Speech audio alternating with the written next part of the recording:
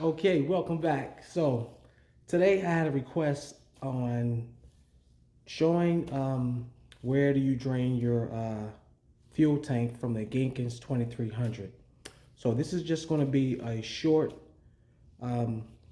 tutorial on where you can drain your carburetor, show you where you drain your oil, and also show you where you can drain your fuel tank. So let's get into it. Okay, so we have the Genkins 2300 generator inverter. Now, what I'm going to show you is where you can drain your fuel tank. Now, you're going to need a Phillips screwdriver. Let me zoom in on there. You're going to need a Phillips. And you have your 1, 2, 3, 4. Now, once you take your screws out, this compartment pops out, as you can see here. That pops out. And if I can get my flashlight, which you would just hold that down here.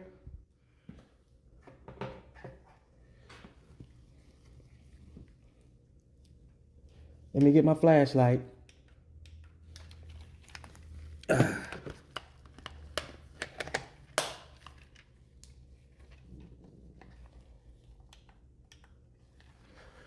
Okay.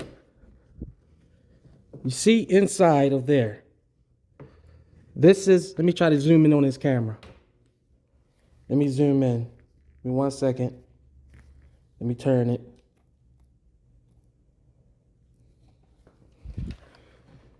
Okay.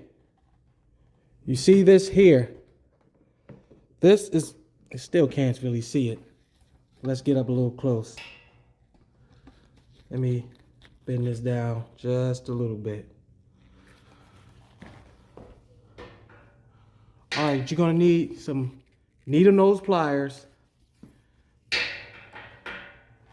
and your hose. It's right here. You can see the clamp here. The clamp is right under here. Get yourself a funnel. Pull this out. You want to get a drain pan or a funnel so you can drain it from here. From that section here. Right here, that's where you drain your fuel tank. If you was wondering where you can drain it at. This right here. See what I'm pulling on? Right there. This is the hose right here. And you can see all your components inside of there. You don't want to try to get any gas on there because everything is tight. You got to get a funnel. Get yourself a funnel, one of those flexible funnels, and a drain pan. And then you will pull on this here, and this will drain the fuel. Also, let me turn it around. Give me 1 second. Let me back this out. Also, put that back on there. This whole thing pops back in. I already took the screws out on the other side.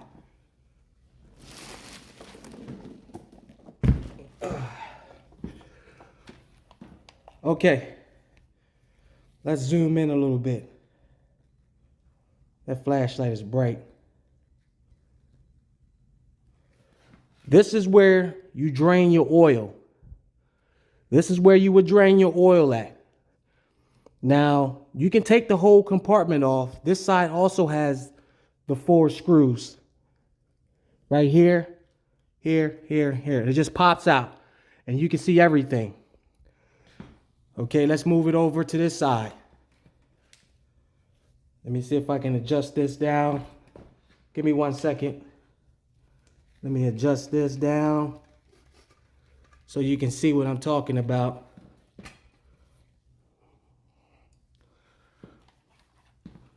Okay, this is your carburetor. This right here is where you can drain your carburetor. This bolt here.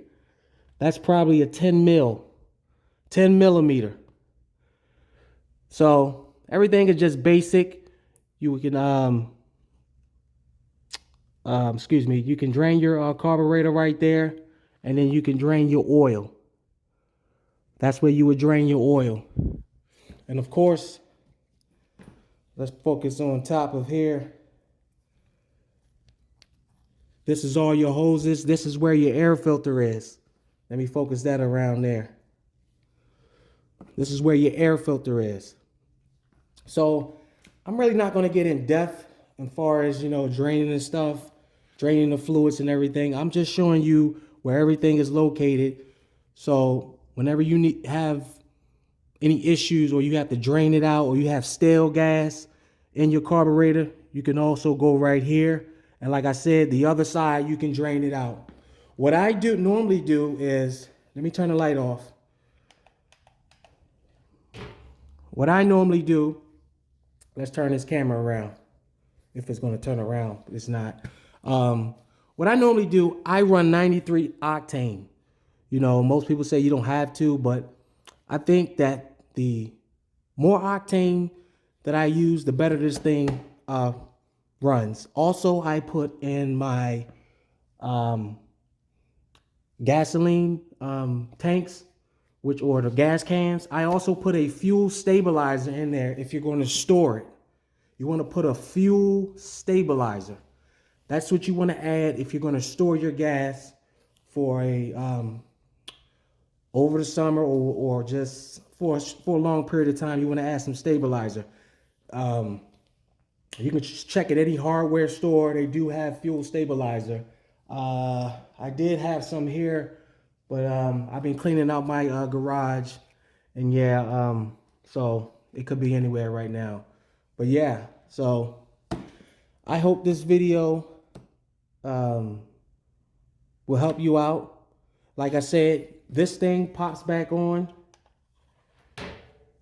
Also, when you put the screws back in, you can see, when you put the screws back in, get yourself some blue, thread locker, so the screws won't vibrate out. You don't have to put a lot on there.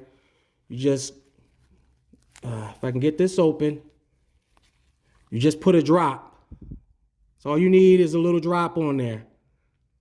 Just put a little drop, and then you tighten your screws up. You don't want to get the red thread locker. It's too strong. You want to get the blue thread locker. You want to put a little bit on there. You don't need a lot, just a little bit. I think I'm out of this. Let me see how much I got in here. Do I have any in here? Apparently I don't. Well, I got to get some more, but I hope this video helps you out. Hit that like button and subscribe. Thank you for watching. Okay, thought it was done. So this, just to be clear, this is where you add the oil, and you can also drain it here also. So add it, and if you want to take the oil out, you would unscrew it. And if it's cold, you want to run it first. Try to run your generator first. Get a little hot. That way it could drain a little faster. Unscrew it. Get your drain pan. And then you would tilt the generator and drain your oil out of there. So I just wanted to be clear. Make sure everybody understands what's going on. All right. And I'm definitely out right now. Thank you for watching. Hit that like button and subscribe.